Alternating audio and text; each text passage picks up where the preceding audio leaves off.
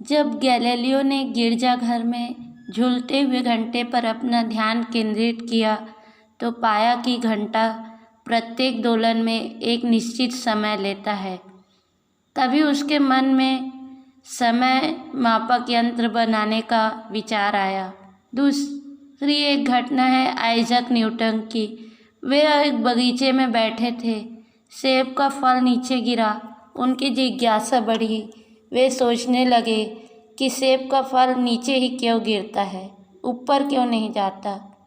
इस चिंतन के आधार पे उन्होंने सार्वत्रिक गुरुत्वाकर्षण का नियम का प्रतिपादन किया, जिसके कारण हम आज अंतरिक्ष में झांकने पर सफल हुए हैं। यूनान के सम्राट ने सोने का मुकुट बनवाया। उन्हें संदेह हुआ कि सोने का मुकुट शुद्ध नहीं। उन्होंने मुकुट को बिना पिघलाए उसकी शुद्धता का पता लगाने का कार्य आर्किमिडीज को सौंपा। यह कार्य आसान नहीं था। आर्किमिडीज रात दिन इस कार्य में लगे रहे। एक दिन वे पानी के भरे टब में नहा रहे थे।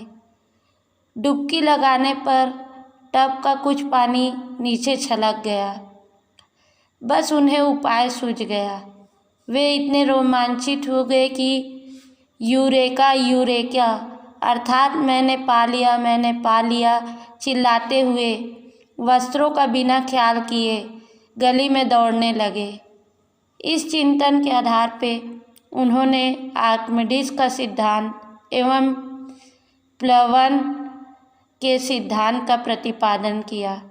डॉपलर ने पाया कि जब रेलगाड़ी की इंजन प्लेटफार्म की ओर आती है तो सीटी की आवाज़ पतली होती सुनाई देती है, किंतु जब दूर जाती है तो मोटी सुनाई देती है। इस आधार पर उन्होंने डॉपलर प्रभाव की खोज की। इस प्रभाव का उपयोग उड़ते वायुयान का वेग ज्ञात करने के लिए तारे या गैलेक्सी का पृथ्वी के सापेक्ष दूर हटने का वेग ज्ञात करने में किया। लीवर की सहायता से एक बिंदु पर बल लगाकर किसी अन्य बिंदु पर कार्य किया जाता है। लीवर के सिद्धांत से रोमांचित एक वैज्ञानिक का कथन है, मुझे खड़ा रहने के लिए थोड़ी सी जगह दे दो, मैं सारा पृथ्वी को उठा दूंगा। W.K. रोन्टजन कैथोड किरणों के गुणों का अध्ययन कर रहे थे।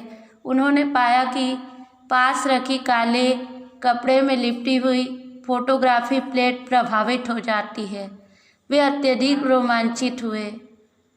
उन्होंने इसका कारण जानने का प्रयास किया और इस निष्कर्ष पर पहुँचे कि जब कैथोड किरणें उच्च परमाणु भार वाले पदार्थों जैसे प्लेटिनम, एंगस्ट्रॉम आदि से टकराती है तो अदृश्य किरणें निकलने लगती है।